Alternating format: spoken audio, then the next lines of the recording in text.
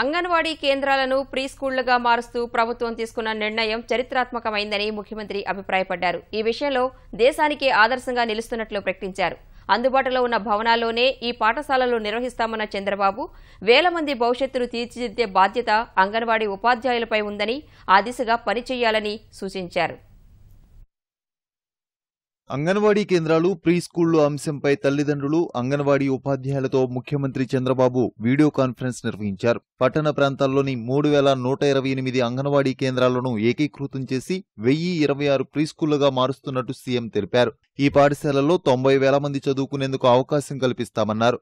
అంగన్వాడీ చిన్నారులను సొంత పిల్లల్లా చూసుకుంటున్న సిబ్బందిని సీఎం ప్రశంసించారు. ప్రీ స్కూళ్లతో వేల మంది చిన్నారులను ప్రయోజకులను చేసే అవకాశం కలిగిందని సూచించారు. ప్రీ స్కూళ్ల నిర్వహణ బాధ్యత పురపాలక, పట్టణాభివృద్ధి, స్త్రీ శిశు సంక్షేమ శాఖలకు అప్పగించారు. 3 ఏళ్ల చిన్నారులు నర్సరీ, 4 ఏళ్ల పిల్లలు ఎల్కేజీ, 4 నుంచి 5 ఏళ్ల వయసు ఉంటే యూకేజీ చదివేందుకు అవకాశం ఉందని చెప్పారు.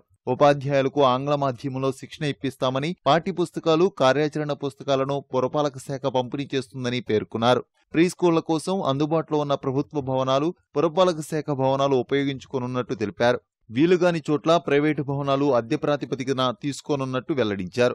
1026లో 803 కేంద్రాలకు భవన సదుపాయం ఉన్నట్లు గుర్తించినట్లు తెలిపారు. చిన్నారులకు ఏకరూప దుస్తుల పంపిణీ జరుగుతుందని స్పష్టం చేశారు. విద్యార్థులు బడికి రాగానే విద్యపై ఆపేక్ష కలిగేలా గదులు తీర్చిదిద్దాలని ముఖ్యమంత్రి ఆదేశించారు. తరగతి గదిలో గోడల మీద అందమైన తైలవర్ణ చిత్రాలు, ఆకర్షించే ఆట వస్తువులు, కుర్చీలు, బల్లలు, ఆహ్లాద వాతావరణం ఉండేందుకు ఒక్కో బడికి సుమారు 2.5 లక్షలు ఖర్చు చేస్తున్నట్టు పేర్కొన్నారు.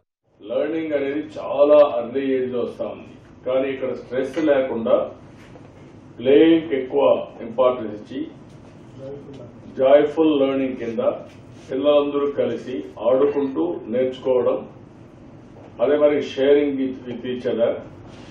దీన్ని మనం ఒక న్యూ కాన్సెప్ట్ గా తీసుకొస్తే అదే ఎల్కేజీ, యూకేజీ, నర్సరీ అవన్నీ చేస్తున్నారు.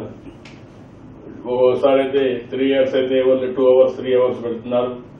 ఇంకొంచెం ఎక్కువ అయితే ఎక్కువ టైం తీసుకుంటున్నారు, అవన్నీ చేస్తున్నారు. మానవ వనరుల అభివృద్ధితోనే నాలెడ్జ్ సొసైటీ వస్తుంది. నాలెడ్జ్ సొసైటీతోనే మనం అనుకున్న లక్ష్యాన్ని నిర్వహిస్తాం. ప్రీ స్కూళ్లలో విద్యాబోధనకు రూపొందించిన పాఠ్యపుస్తకాలను ముఖ్యమంత్రి ఆవిష్కరించారు. చిన్నారులు ఆంగ్ల పద్యాలు పాడుతుంటే ముఖ్యమంత్రి మురిసిపోయారు. ప్రీ స్కూళ్లలో వసతులు, విద్యాబోధనపై తమ అనుమానాలను ఉపాధ్యాయులు, విద్యార్థుల తల్లిదండ్రులు నివృత్తి చేసుకున్నారు. తమను ఉపాధ్యాయులుగా గుర్తించినందుకు అంగన్వాడీ సిబ్బంది సీఎంకు కృతజ్ఞతలు తెలిపారు.